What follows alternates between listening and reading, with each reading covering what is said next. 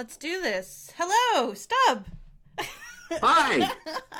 Hi, everybody. Welcome to Wine Antics Live. It's Thirsty Thursday, so that means it's time for me to get at least one more try with these reindeer antlers because it's not quite the new year yet, and I'm still feeling festive enough, as you can tell.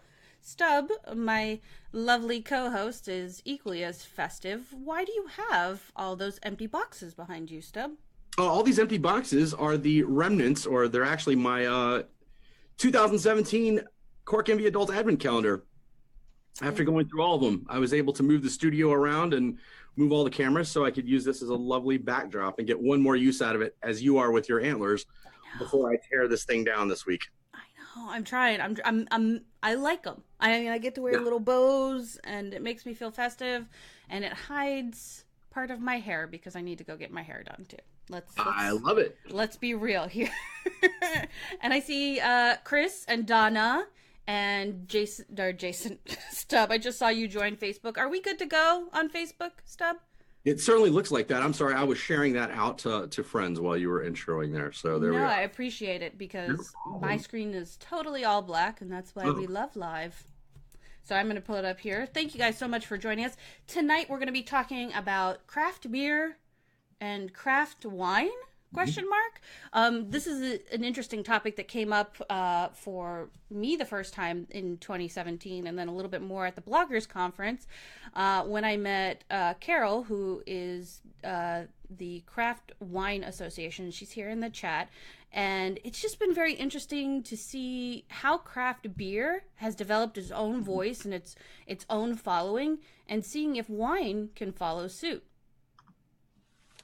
Agreed, and I think it has. I think in some ways wineries were the original craft beverages, but we'll get to that discussion once we bring on our guest. How about that? Sounds good. And for your viewing pleasure out there, everybody that's watching, we have Key from OBS Beers, or Open Bottle Society. If you remember, about maybe a little bit later, maybe he was on late January last year, something like that. But he was here last year with us. We had such a good time. He's got such a great personality. And if you've ever joined any of the after parties, you know he's tons of fun. He's quite big on Periscope. He's got a very loyal following of beer lovers. And he's doing some brewing in his own home and trying to venture out with that. So I can't wait to hear from him. Let me see who's out there. Say thank you for joining us, and encourage, if you will, guys, share this out.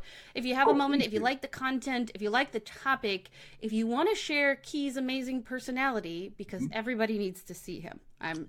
You're gonna fall in love. Yes, absolutely you are. Or Stub and Key may fall in love on air. I don't know. It's already tonight, so it's a whole thing. Either way, it's gonna be entertaining. But speak of the devil, let's take a moment now and introduce Key. Hi. Hi, I'm sorry. I just woke up. I apologize. Me and Stub were out last night, and we were, over the questions you wanted me to answer tonight, and we ended up cuddling, playing Big Spoon, Little Spoon. We were drinking a lot of beer, and, I have one of the beers from last night, and he's drinking the other one, but I can't really tell you where he got the bottle from, but just know that right now we're having a bottle share and having a good time. So I want to say thank you for allowing me to be here with you guys on Wine Antics Live on a pre-recorded show. Yeah. Oh, enough about me. I'm going to overtake this show. What do you think? I love your antlers. Can I fangirl for a moment? Okay, I'm done. Okay. Okay, I got that out of my system. So right now I'm going to be having a cucumber sour by 10 Barrel Brewing Company, which, on the topic when we were talking about craft beer, this company kind of lost its mark after being bought out by a company that kind of shunned on craft beers and microbreweries, and then these guys got picked up. But it's still a good beer.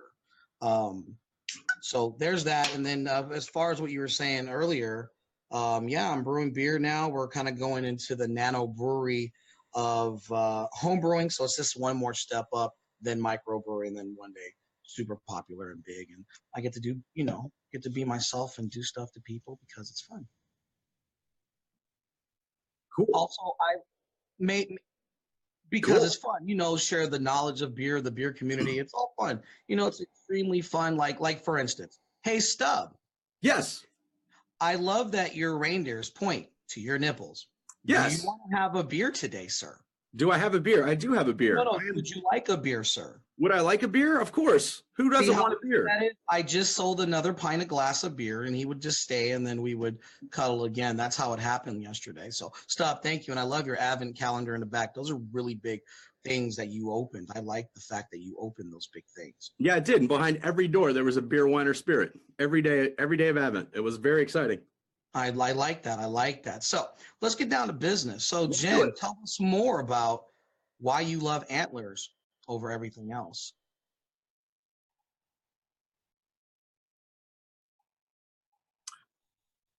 Oh. Yes, Jen, I was going to ask if you had seen that. Please leave in the comments once you can hear Jen. In the meantime, I'm going to tell you what I'm drinking. I'm drinking right now a black chocolate stout from Brooklyn Brewery. Hey, that's a 10%, right? It is, yes, sir. This was featured on day 11, oddly enough, of the Adult Advent Calendar you see behind me here. I like that. No, that's an actual phenomenal beer. We did that review on our website, and we really enjoy a lot of things that Brooklyn puts out. But I mean, a 10% chocolate stout. I mean, the notes are on point with that. They really are. Beer, and for the price, it's worth it. Absolutely. Yeah, and it's subtle chocolate though. It's not like overly done. It doesn't taste like it's artificially sweetened. Really nice beer, and has just enough a little bit of a hoppy bite because it's the Russian Imperial. So absolutely, really enjoy it. I wanted to piggyback off of something you had said moments ago, talking about wineries were the original sort of crafty beverage leader, and that's true because when you really think about before Prohibition, it was the big, during Prohibition and before it was all the big companies, the big lagering companies like Budweiser and those type of people, Pabst, all of them, they were just making a set style for the average hard worker. It was just a grunt worker's beer because that's who needed to drink. And then you would go into a different spectrum with wine, and it was more of a different class of people. And okay, we need to tweak it a little bit. Let's put a little flair to it. Let's put some personality to just a few different varieties of wine. And so you're right. At that point, it was the leader of craft. And then after a while, it kind of got big upon itself. And then after Prohibition, then, all these small moms and pops, breweries started popping up, and then people fell in love with them. And so it just, as of now, it's taken off extremely well. And that's why I enjoy wine and beer. I prefer more beer because it's a little bit easier to work with. I don't have to have certain ingredients. I can order in a lot of stuff and I can actually produce something from around the world versus having to be in certain areas to create this ambience of flavor that I'm looking for with the style. With beer, it's a little bit more easier to work with. So, Key, you mentioned the kind of craft beer movement a little bit. I feel like personally it's because you had these passionate entrepreneurs who were, number one, passionate about their product and wanted to make beer themselves, but it also gave communities a chance locally to visit and speak with the people who made that product. And I think with the beer market in most parts of the country, beer is more understood by more people, or at least more easily accepted. So I think that, I think that had a lot to do with the kind of craft beer movement we've been seeing, I guess, let's say the last 20 years or so. Well, 25. Can I get a word in edgewise to make sure people can actually hear me? So guys, let me know if you can hear me. And I see there's quite a few people on Periscope. Thank you so much for coming in. And thank you, Key, for introducing your community to me and coming on the show. OBS fam in the house. OBS fam in the house. Absolutely. And I wanted to talk about what beer I was drinking. Oh, yes. Can I come back? Can I come back to my show, to my part of my show here? Baby, you can come back anytime you want with those animals. Thank you. So I actually put 2 beers out, or I had one beer and I'm going to drink a different one. The Tolan Rye, which is from Three Notched Brewery. It is a rye PA. So it's a rye-based IPA or Pale ale. There you go. Ooh, look at that beer knowledge coming out. I like it. I like it. And this is local, so this is from Charlottesville, Virginia. And then I have another East Coast beer. I'm actually drinking a Session Sour, which is a Dogfish Head, blissfully brewed with lime juice, lemon peel, black limes, and sea salt. They're getting very, very flowery with labeling. It's called the Sea Quenched Ale. That's what I'm drinking. It's a good one. Yeah, absolutely. I really like it. I like it because it's citrus. It's a little bit sour, but not overly sour. It reminds me of summer in the winter, and I love beer in the summertime. So anything that reminds me of it makes me happy. I like beer year round. I like it with friends and family, and I like it with my puppy, and I also like it when I cuddle with Stubbs. It's a good thing. And because all this cuddling has me needing even more Jesus. So I've now opened another beer. That would be Evil Twin Brewery, correct? That would be, yes, sir.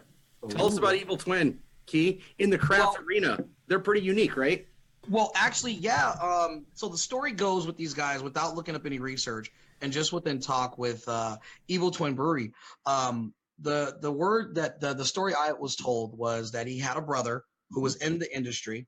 Mm-hmm. That he was like, well, I want to do it too, but I want to do it my way. And what he did was he would rent or collaborate with other breweries and use their equipment. And then that's how he funded himself to get where he's at. So a lot of the beers at the beginning were collabos. And, when we were talking about what I wanted to, that's pretty good what we're talking about right now, because it goes into that thing that you're saying, this craft beer community on the rise. Mm-hmm. So originally, if you learn your history on craft beer and how actual beer really is worked into like small villages, everybody would have some, even the kids. They would make small beer or near beer.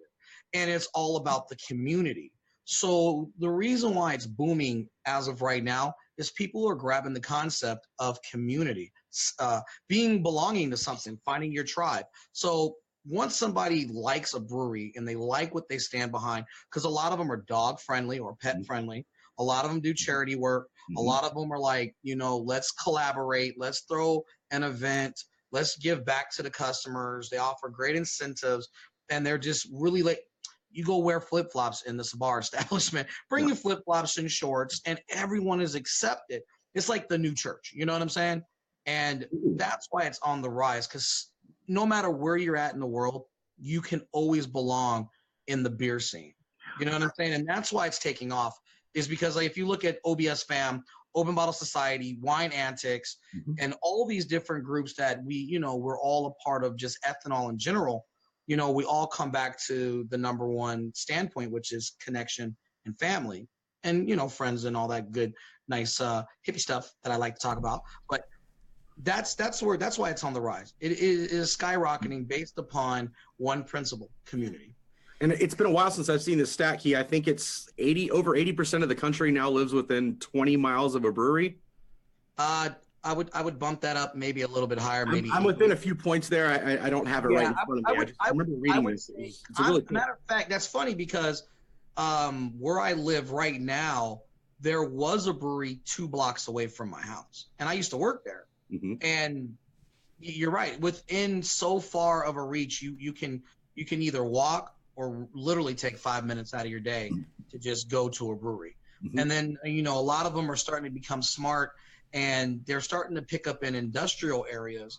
There's a couple of breweries here in Vegas, Craft House and Bad Beat, and they're in an industrial area, and they're within 900 feet of each other. Plus, Las Vegas Distillery is within 500 feet of both their buildings. So there's this big area where I kind of wish all of them were at, kind of like a Valley Auto Mall for cars. I wish they would put all the breweries in one district. I mean, that would be phenomenal. Could you imagine something like that? Oh, I could. Key, I want to go back to your point about community, because I think that's a good way and a unique way to actually define craft. And I think if we're talking and comparing craft beer to craft wine, defining that space for craft wine is really hard, and it's really something that people are grasping to figure it out. I think community is a new definition, and one that could transcend into the wine space. But in the beer sense, how do you think besides community, how do you think people define the term craft? Well, it's kind of like, okay, so this is going to sound weird coming from me for the industry I work in. I think craft is now the gimmick.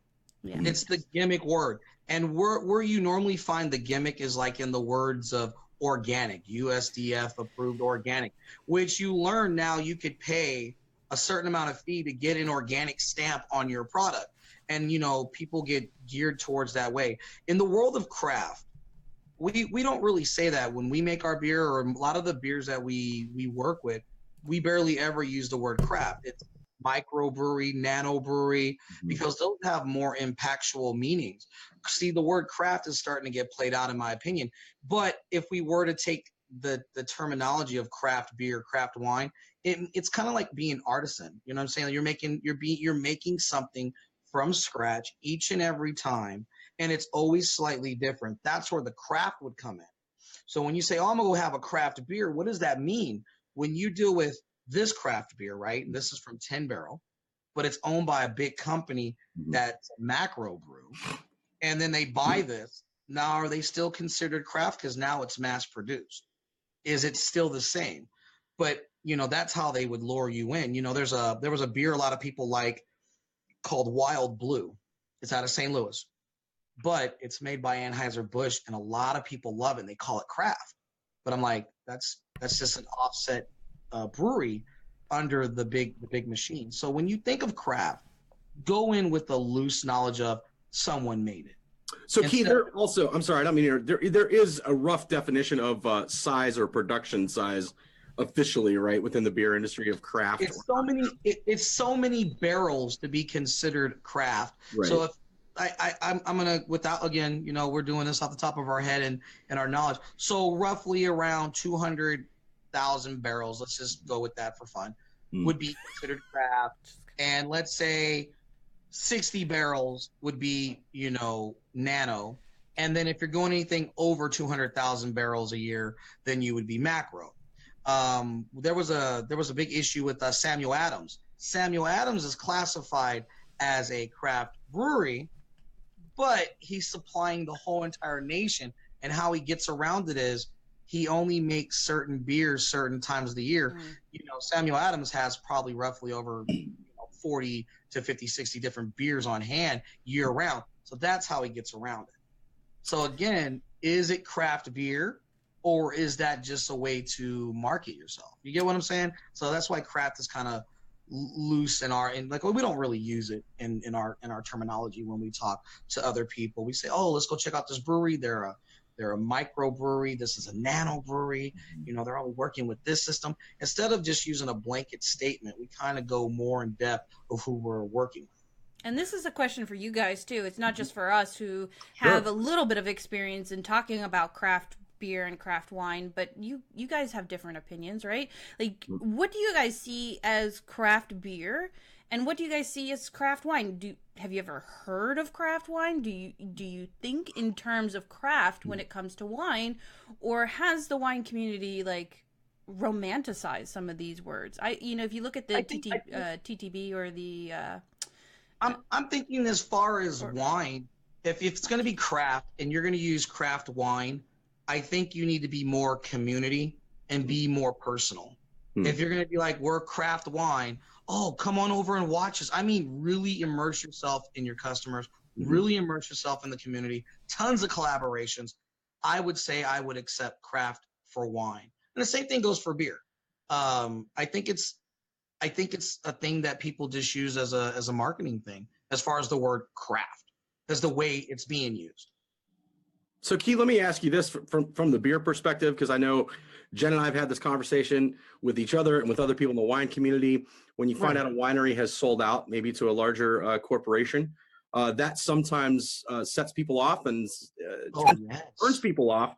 However, there are some in the beer community who have sold to large organizations for a lot of money and are still big players. Now, where do you draw the line between they're still craft?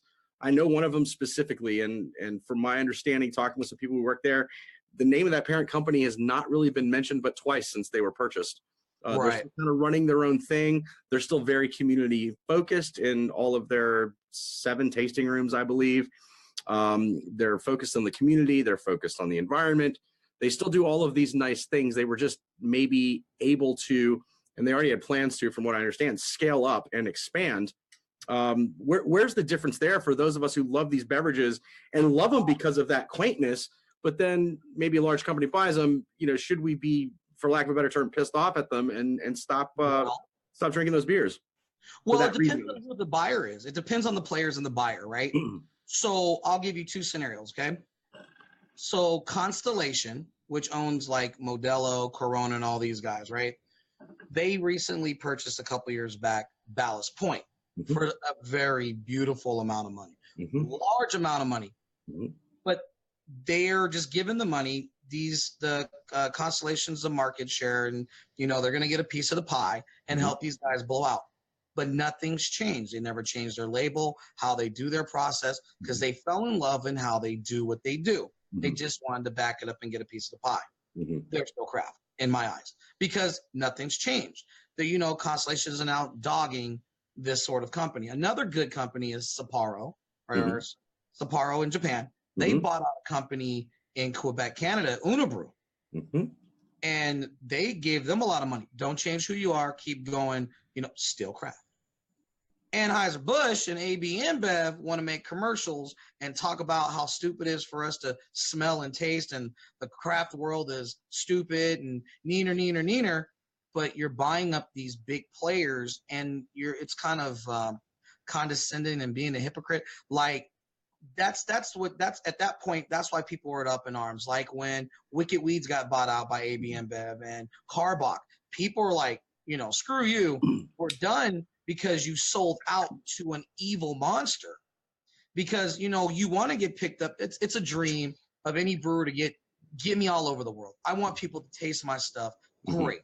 But over in Africa, there's a new strain of hops, and AB InBev bought the whole everything, and they're only giving this unique strain of hops to all their craft breweries that they purchased, a part of their craft team.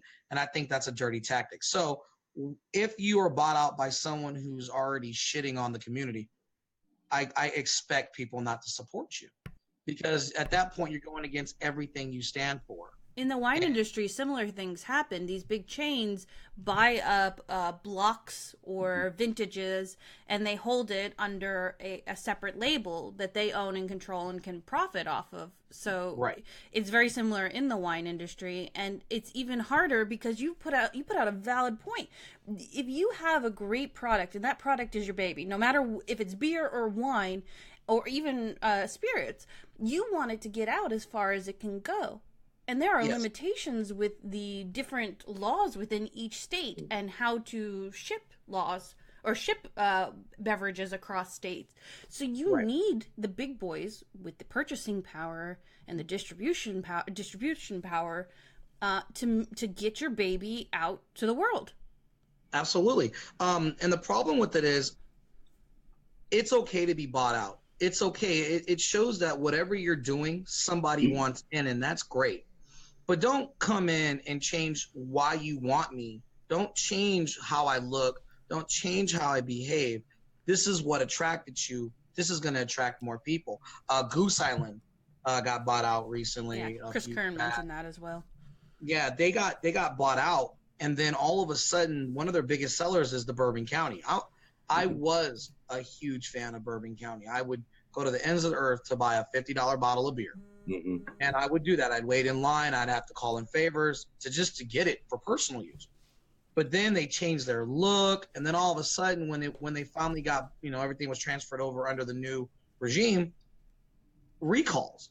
How do you take a product with a recall that was phenomenal? You shouldn't have changed anything, and that's the problem. Is that's I think at the end of the day, I think that's the biggest problem for anybody who's dealing with these buyouts. Are you going to change why I love the product? Hence why, I really, really like this beer, but the company got bought out by AB InBev. Now, I've never had it before the buyout, or maybe never existed before the buyout. But if I had this back then, and then they bought out and they were trying to change it more cucumbery or whatever, then I'd be a little upset, if that makes sense. So let me spin this a little bit. So this cup that I'm using is from Adventure Brewing, and that's what we had talked about, like 10 miles within my house. And I went over there for St. Patrick's Day and got this great glass. They bought a second location. Now, with that second location means that they get a second production facility. They now have 2 tasting rooms. How does scaling affect the craft? It doesn't. If the brewmaster, but then we're moving outside of the numbers. That could bump them up a class, and even if we don't like it, that's how, like I was mentioning, the TTB starts to categorize whether you're an artisan or a boutique or a small or a large winery. Now, if they're smart, there's several ways they could probably spin it, or they're growing to become a macro, and you got to have growth.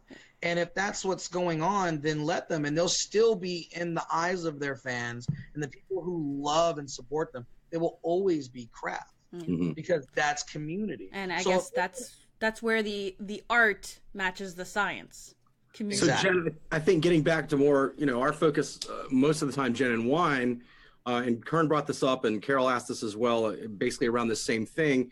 When a large company buys a smaller brand and then starts making wine in bulk, that winery didn't automatically, triple the vineyard right next to the vineyard they had and keep making the same wine. They're just making more wine under that label.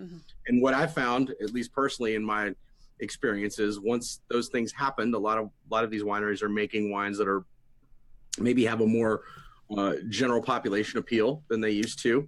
And I do, Keith, thanks for pointing that out, though. Scaling up in the beer world doesn't necessarily mean a difference in the product. It just means maybe a less expensive product and or broader distribution, which I think is great.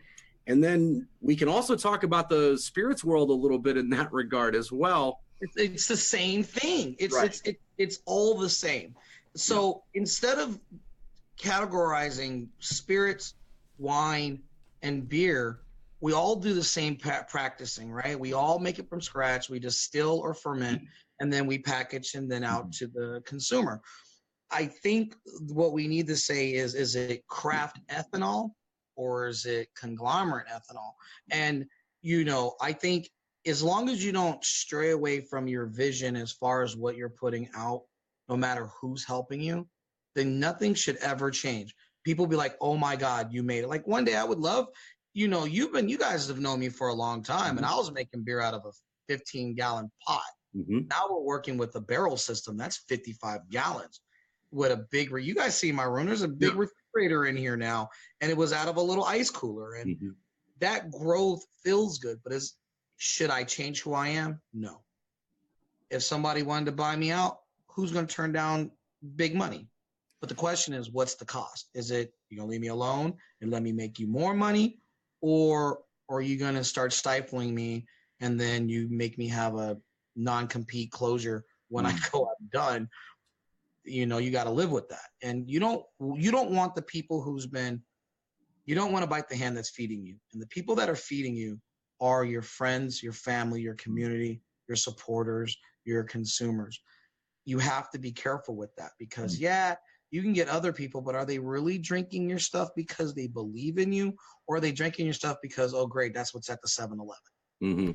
And I think that's a great closing point because we're right at that half an hour mark and it comes up like that. And I see DJ Child came over from Periscope. Good to see you and have you here.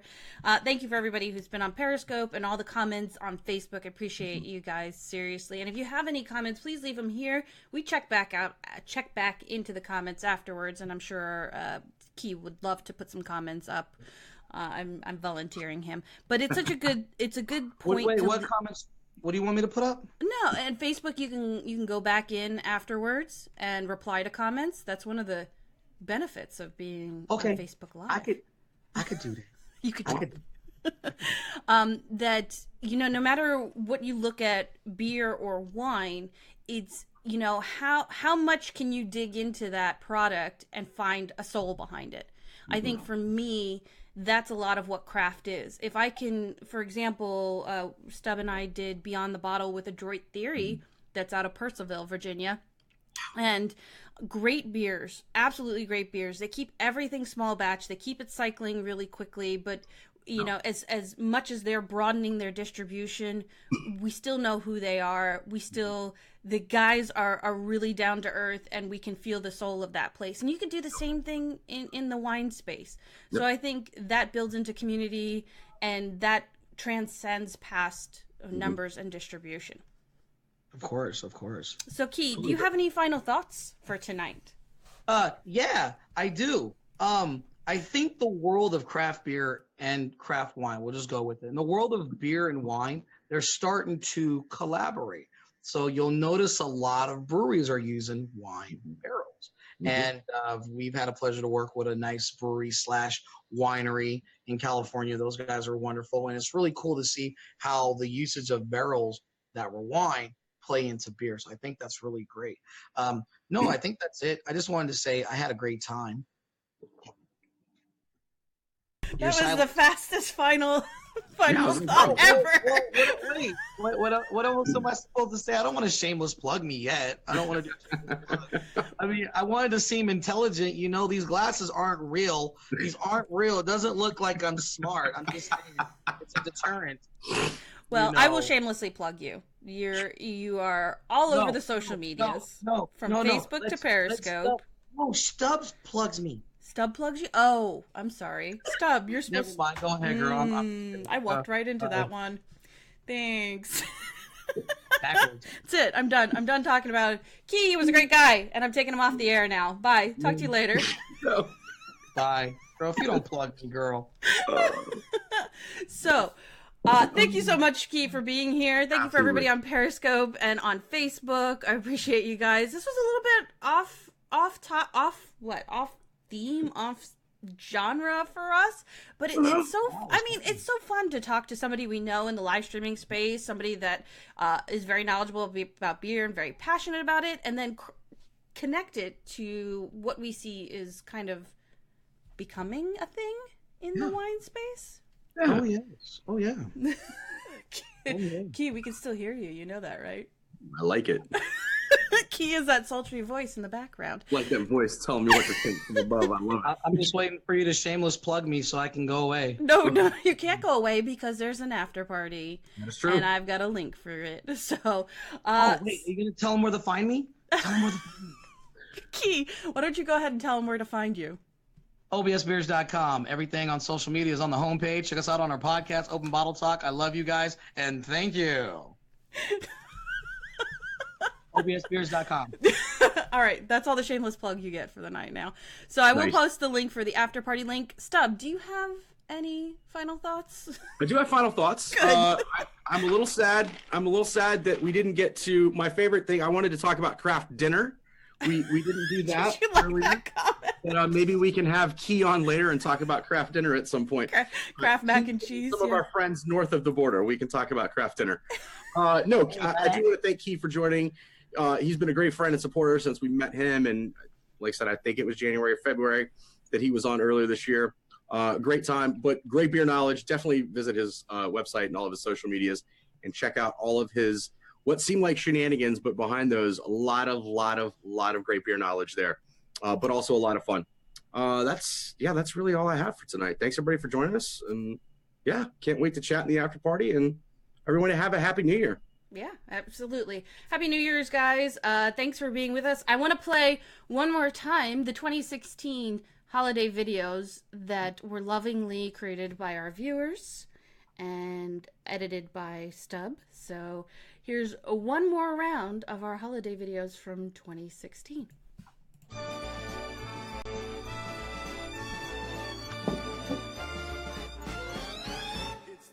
What a wonderful year it's been to connect socially for the love of wine. Thank you for creating this live digital fun space for wine. Wishing you all a Merry Christmas and a Happy New Year from the Texas Hill Country Wine Country. My big thank you for all your love and support and encouragement for all of us in the wine business getting into this live stream day. I'm toasting you with some Gangsta Malbec from Cahors. Cheers! Bravo to you, Wine Antics. It was so great working with you guys this year. Looking forward to 2017. Oh, I broke a string! I broke a string! My year wouldn't have been the same without your hilarity. Cheers. Petite Verdun Noel. I just want to wish you a Merry Christmas, a Happy New Year, and much wine travel in 2017. Step out and make the journey wonderful. Happy New Year's, everybody.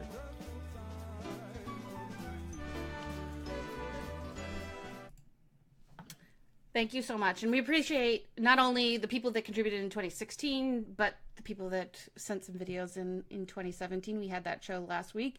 Yep. And we wanted to just say thank you so much for making our year very memorable and lots of blessings and lots of hope going into 2018. And apologies to Kern. We ran out of time for your video. We'll get you on next time, bud. Cheers. Bye.